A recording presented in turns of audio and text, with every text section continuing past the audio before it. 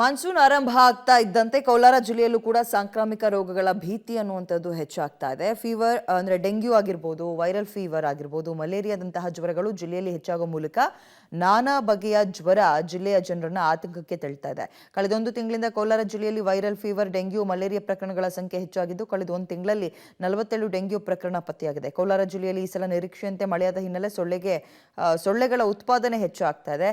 ಇದರಿಂದ ಸಾಂಕ್ರಾಮಿಕ ರೋಗಗಳ ಸಂಖ್ಯೆ ಕೂಡ ಹೆಚ್ಚಾಗ್ತದೆ. ಹಾಗಾಗಿ ಎಲ್ಲ ಆಸ್ಪತ್ರೆಗಳಲ್ಲೂ ಕೂಡ ಜ್ವರದಿಂದ ಆಸ್ಪತ್ರೆಗೆ ದಾಖಲಾಗುವವರ ಸಂಖ್ಯೆ ಸುಮಾರು 25% ಹೆಚ್ಚಾಗ್ತಾ ಇದೆ.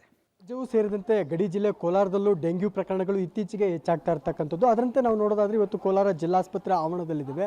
ಇಲ್ಲಿ ನೋಡೋದಾದರೆ ಸಾಕಷ್ಟು ಡೆಂಗ್ಯೂ ಪ್ರಕರಣಗಳು ಇವತ್ತು ಕೋಲಾರದಲ್ಲೂ ಕೂಡ ಪತ್ತೆ ಆಗಿರ್ತಕ್ಕಂಥದ್ದು. ವೈದ್ಯ ಅಂದರೆ ಆರೋಗ್ಯ ಇಲಾಖೆ ಮಾಹಿತಿ ಪ್ರಕಾರ ಈಗಾಗಲೇ ಕೋಲಾರ ಜಿಲ್ಲೆಯಲ್ಲಿ 47 ಡೆಂಗ್ಯೂ ಪ್ರಕರಣಗಳು ಪತ್ತೆ ಆಗಿರ್ತಕ್ಕಂಥದ್ದು. ಅದರಂತೆ ಕೋಲಾರ ಜಿಲ್ಲೆಯ ಬಹುತೇಕ ಆಸ್ಪತ್ರೆಗಳು ರಾಜ್ಯವೂ ಸೇರಿದಂತೆ ಗಡಿ ಜಿಲ್ಲೆ ಕೋಲಾರದಲ್ಲೂ ಡೆಂಗ್ಯೂ ಪ್ರಕರಣಗಳು ಇತ್ತೀಚೆಗೆ ಹೆಚ್ಚಾಗ್ತಾ ಇರ್ತಕ್ಕಂಥದ್ದು. ಅದರಂತೆ ನಾವು ನೋಡೋದಾದರೆ ಇವತ್ತು ಕೋಲಾರ ಜಿಲ್ಲಾಸ್ಪತ್ರೆ ಆವರಣದಲ್ಲಿದ್ದೇವೆ. ಇಲ್ಲಿ ನೋಡೋದಾದರೆ ಸಾಕಷ್ಟು ಡೆಂಗ್ಯೂ ಪ್ರಕರಣಗಳು ಇವತ್ತು ಕೋಲಾರದಲ್ಲೂ ಕೂಡ ಪತ್ತೆ ಆಗಿರ್ತಕ್ಕಂಥದ್ದು. ವೈದ್ಯ ಅಂದರೆ ಆರೋಗ್ಯ ಇಲಾಖೆ ಮಾಹಿತಿ ಪ್ರಕಾರ ಈಗಾಗಲೇ ಕೋಲಾರ ಜಿಲ್ಲೆಯಲ್ಲಿ 47 ಡೆಂಗ್ಯೂ ಪ್ರಕರಣಗಳು ಪತ್ತೆ ಆಗಿರ್ತಕ್ಕಂಥದ್ದು. ಅದರಂತೆ ಕೋಲಾರ ಜಿಲ್ಲೆಯ ಬಹುತೇಕ ಆಸ್ಪತ್ರೆಗಳು ವಿವಿಧ ಕಾಯಿಲೆಗಳಿಂದ ಜನರು ಆಸ್ಪತ್ರೆಗೆ ದಾಖಲಾಗುವವರ ಸಂಖ್ಯೆ ದಿನದಿಂದ ದಿನಕ್ಕೆ ಹೆಚ್ಚಾಗ್ತಾ ಇರ್ತಕ್ಕಂಥದ್ದು. ಅದರಂತೆ ಮಾರಕ ಕಾಯಿಲೆಗಳು ಜಿಲ್ಲೆಯಲ್ಲಿ ಹೆಚ್ಚಾಗ್ತಾ ಇರ್ತಕ್ಕಂಥದ್ದು. ಈಗಾಗಲೇ ಆರೋಗ್ಯ ಇಲಾಖೆ ಕೂಡ ಮುನ್ನೆಚ್ಚರಿಕಾ ಕ್ರಮವಾಗಿ ಸೂಕ್ತ ಕ್ರಮಗಳನ್ನು ಕೈಗೊಳ್ಳೋದಕ್ಕೂ ಮುಂದಾಗಿರ್ತಕ್ಕಂಥದ್ದು. ಯಾಕಂದರೆ ಇತ್ತೀಚೆಗೆ ಮುಂಗಾರು ಆರಂಭ ಆದ ಹಿನ್ನೆಲೆಯಲ್ಲಿ ಮಳೆ ಹೆಚ್ಚಾದ ಕಾರಣ ಸೊಳ್ಳೆ ಉತ್ಪತ್ತಿ ಕೂಡ ಹೆಚ್ಚಾಗಿರ್ತಕ್ಕಂಥದ್ದು. ಪರಿಣಾಮ ಕೋಲಾರ ಜಿಲ್ಲೆಯಲ್ಲೂ ಕೂಡ ಡೆಂಗ್ಯೂ ಪ್ರಕರಣಗಳು ಸೇರಿದಂತೆ ಬೇರೆ ಬೇರೆ ಕಾಯಿಲೆಗಳು ಹೆಚ್ಚಾಗ್ತಾ ಇರ್ತಕ್ಕಂಥದ್ದು. ಅದರಂತೆ ಜನರು ಕೂಡ ಹೆಚ್ಚಾಗಿ ಆಸ್ಪತ್ರೆಗಳತ್ತ ಮುಖ ಮಾಡ್ತಾ ಇರ್ತಕ್ಕಂಥದ್ದು.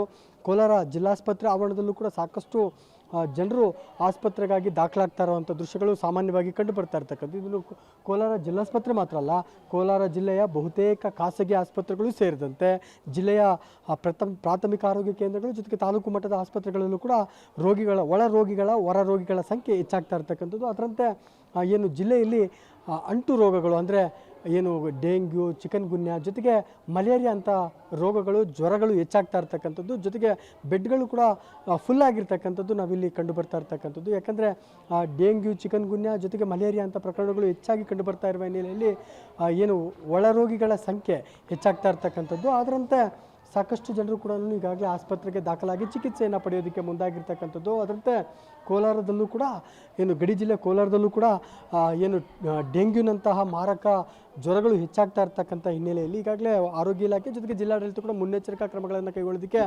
ಮುಂದಾಗಿದೆ ಅಂತಲೇ ಹೇಳ್ಬೋದಾಗಿದೆ. ಒಟ್ಟಾರೆ ಕೋಲಾರ ಜಿಲ್ಲೆಯಲ್ಲೂ ಕೂಡ 47 ಡೆಂಗ್ಯೂ ಪ್ರಕರಣಗಳು ಪತ್ತೆ ಆಗುವ ಮೂಲಕ ಕೋಲಾರ ಜಿಲ್ಲೆಯ ಜನರನ್ನು ಆತಂಕಕ್ಕೆ ಈಡು ಮಾಡಿದೆ ಅಂತಲೇ ಹೇಳ್ಬೋದಾಗಿದೆ.